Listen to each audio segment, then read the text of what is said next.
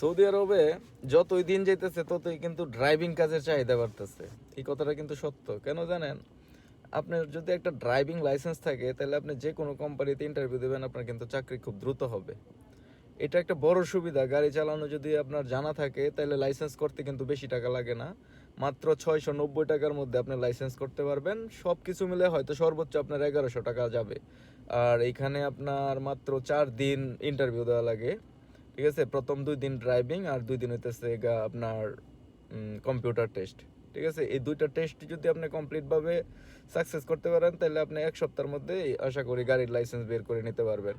আর বেশি টাকাও কিন্তু লাগে না, 690 টাকা লাগে প্রথমে ভর্তি। তারপরে যদি আপনার পরিপক্ক ড্রাইভার হয়ে থাকেন মাত্র 1100 টাকায় কিন্তু আপনি চাইলে গাড়ির ড্রাইভিং লাইসেন্স বের করতে পারবেন। আর এই কাজটা নিজেই করা যায়। আপনি আপনার ব্যবসার থেকে আপনার নিকটবর্তী যে দাল্লা বা ড্রাইভিং স্কুল আছে সেখানে একটা অ্যাডমিশন নেবেন।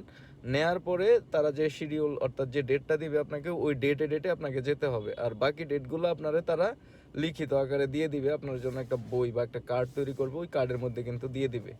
ঠিক আছে, তো সৌদি আরবে যারা আছেন মোটামুটি অভিজ্ঞতা আছে অন্যান্য সেক্টরে, বিশেষ করে আপনার যারা অফিস মেনটেন্যান্সের কাজগুলো ভালো জানেন, তারা ইচ্ছা করলে ড্রাইভিং লাইসেন্স করে রাখতে পারেন। কেননা ড্রাইভিং লাইসেন্স থাকলে অনেক সহজে চাকরি পাওয়া যায়। তো ভালো থাকবেন সবাই।